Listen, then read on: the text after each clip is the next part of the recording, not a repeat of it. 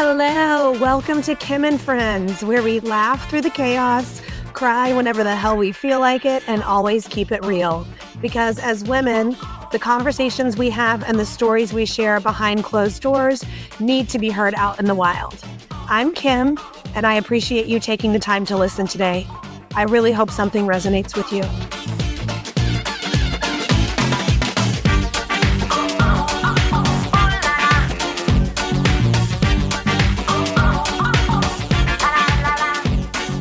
Hey friends, it's me, Kim, coming to you with a public service announcement surrounding your tatas. Me and this lovely pile of laundry on my bed the pile of laundry didn't, but it's me and the pile of laundry here. I had a follow-up diagnostic mammogram and ultrasound today. And everything's normal as of now, so nobody freak out, including myself.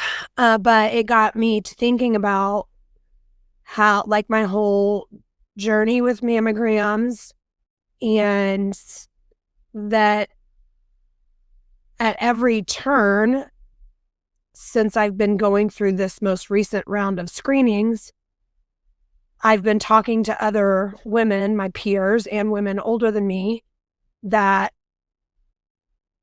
have just like squelched my fear. Because they're like, oh my God, yeah, I dealt with that too when I was around your age. Oh yeah, this is totally common. Oh yeah, this happens all the time. And I think I was under the misconception that I was just going to go in and get, annual mammograms, and they weren't going to find anything.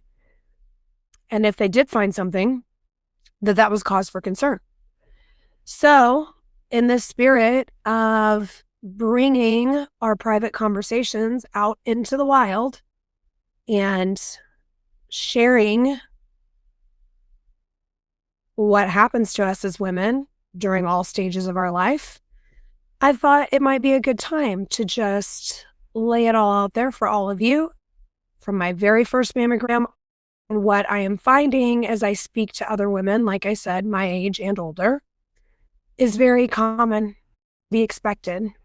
Because I did share early on that having or getting cancer or getting breast cancer is an irrational fear that I have. Not that it's irrational to be fearful of getting cancer, but that it lives in me in kind of a larger way.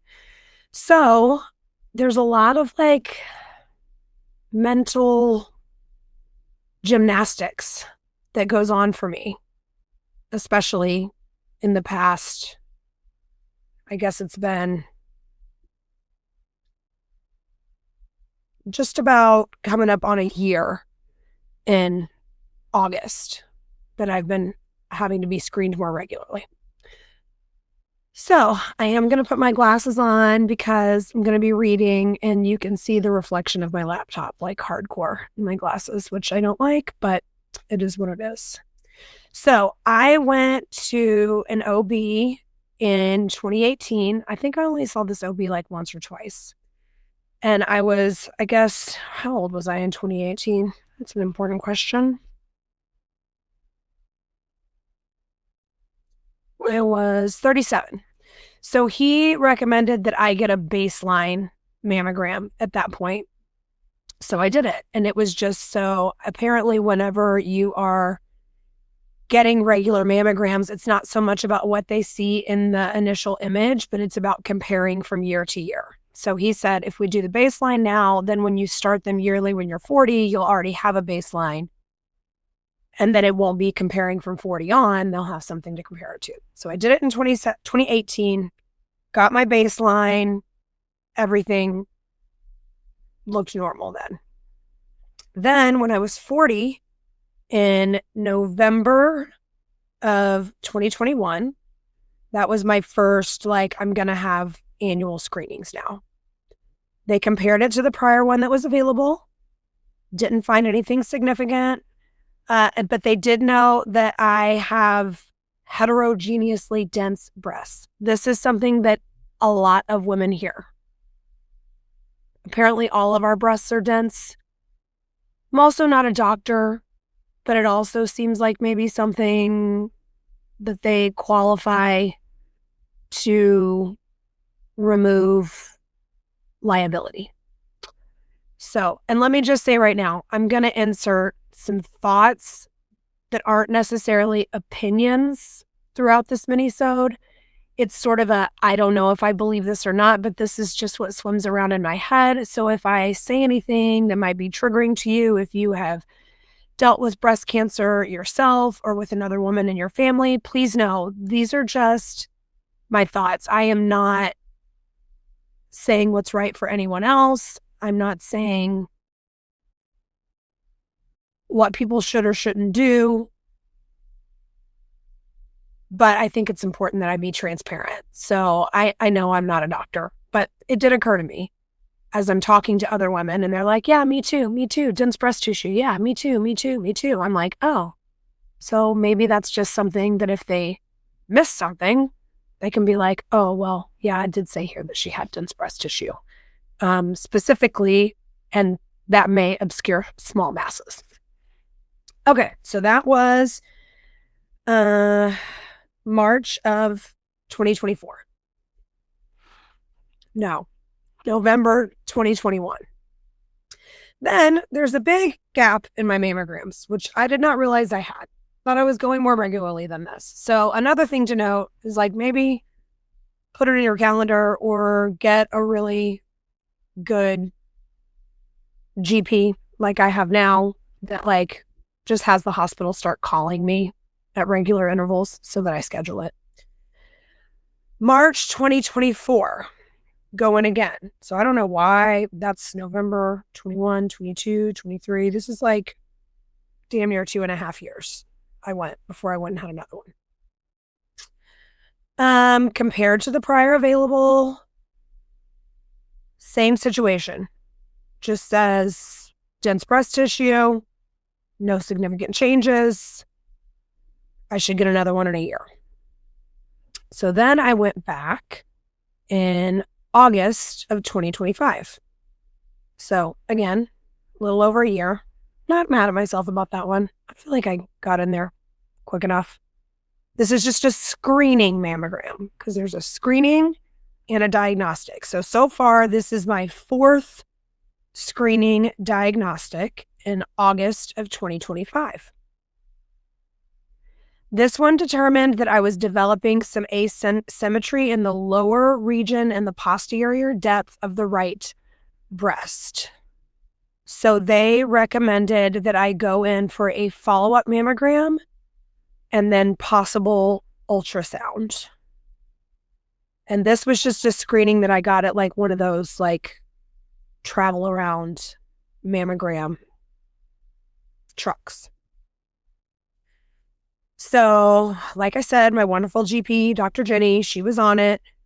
She got those ordered, got it scheduled. And in September of 2025, I went in and they did a second mammogram.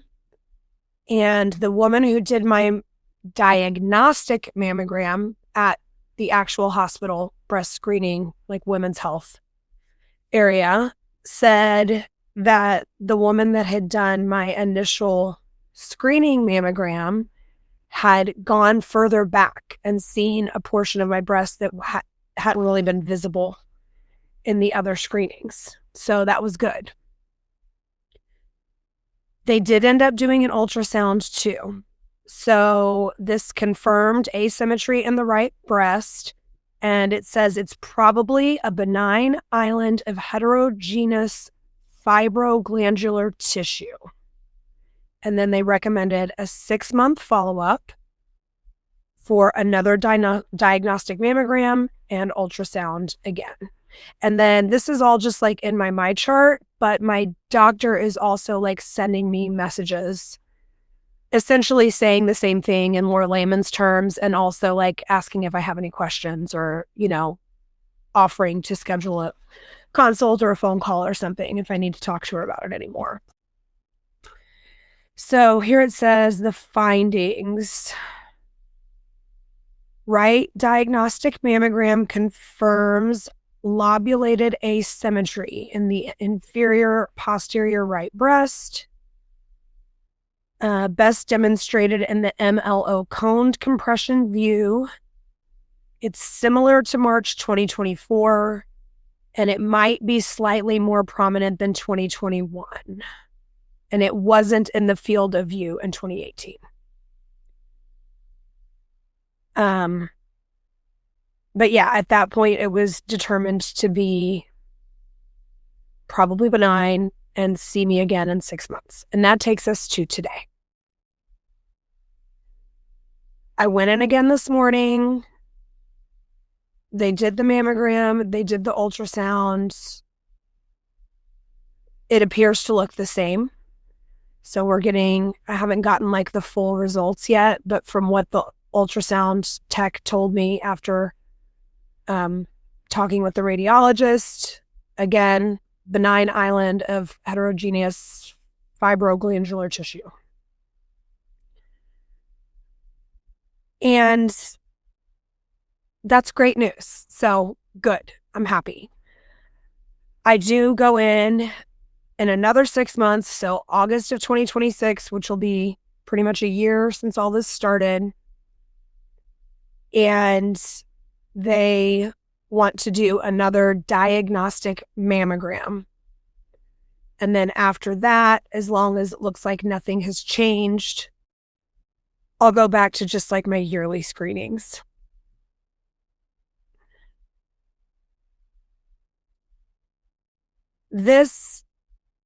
I can name at least 5 women right now. I won't, because it's not my business to share their personal, health information. But I can name at least 5 women that have been through damn near this exact same situation. And at this point, there is zero indication that there is any cancer living inside my tatas.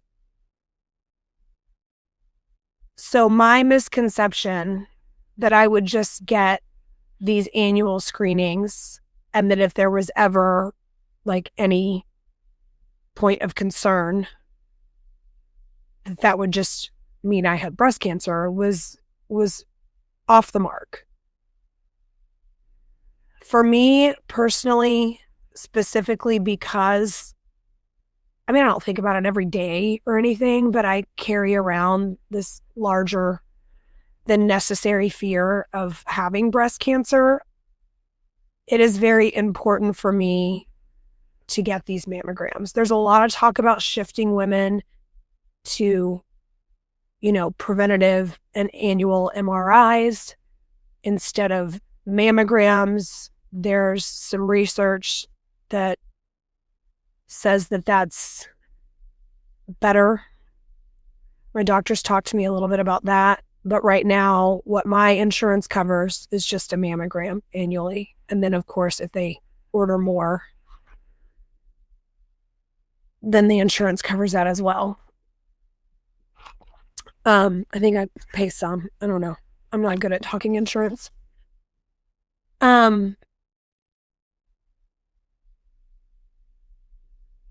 Let me just tell y'all a little bit about what my mind does in the few days leading up to these rescreenings, in the morning when I'm driving there, when I'm in the office, until I get that, yep, everything looks the same. You're fine. For now. I want to cultivate and manifest and live in this like healing, positive, assume everything is going to be okay energy. And I give that a lot of weight. I can find myself going down negative lines of thought and very quickly recenter, recalibrate, switch directions, because I don't want to unnecessarily cultivate and manifest negative energy, because I think that's real. And I think it has a negative impact in small and large ways and across the board. When I am driving to these appointments, when I'm getting the reminder texts in the days leading up to it, when I'm getting online and doing my, check-in, the places my head takes me, there is no amount of positive energy that can pivot me. I am spiraling.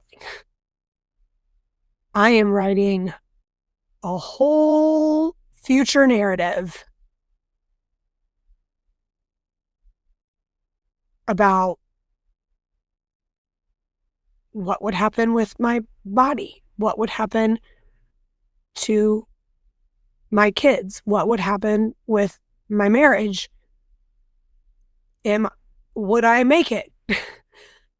Would I lose my breasts? Would I lose my hair? How am I going to work? Fucking, what if I fucking die? Like,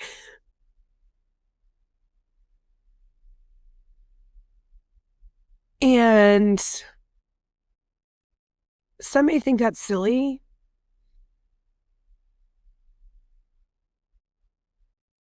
That's okay. I mean, I don't do it on purpose. I believe me, if I could not do it, I wouldn't. And it's, speaks to what I was saying earlier. Like, I just feel like I'm giving it fuel. Like, and I don't want to be a narcissist. Like, I know I'm a speck of dust on a speck of dust, and I know I don't manifest the universe and control the tides and just in my mental energy. But there is merit to healing yourself and keeping yourself healed with your thoughts. And I will say, one of the things that can help me pivot, and one of the things that is a comfort, is when I think about those 5 women that have been through this same thing, and I hear time after time, this is just a part of the process. This is just a part of aging. And that this is what it might look like for anyone who listens to this that's not in their 40s yet. I want to take this opportunity to say it's probably fine. And if it's not fine, you're probably doing exactly what you're supposed to be doing to catch it in a timely manner. And I want to be an open book for that reason, because I don't want, if even just one person hears this and it causes them to feel a little more at ease or a little more comfortable when they're on their way to their follow-up diagnostics or ultrasound, then I'm doing what this is supposed to be doing. Now, there's also the whole other side part of all of the exposure to radiation. And then what if I have to get a biopsy, and then the piercing of that area and what that can cause, and what should I be having MRIs, not mammograms? And is that even more radiation or less? And I mean, that's a whole other can of worms, a whole other brain spiral that's I don't know, it's like coaxials, the brain spiral of the imaginary future that I'm trying to account for. And then also, should I keep putting myself in front of this radioactive device? Anyway, that's my journey with mammograms so far. In 6 months, I'll go for another diagnostic, and I'll be happy to share whatever those results are with all of you as well. And if anybody else wants to come on the podcast and talk about their experience with this part of the aging process of women, maybe their own experience with breast cancer, I think those would be some good conversations to have on here. So definitely DM me on Instagram. And that's what I'm going to leave you with today. So far, the tatas are all good. I hope you'll have a wonderful day. Thank you for listening.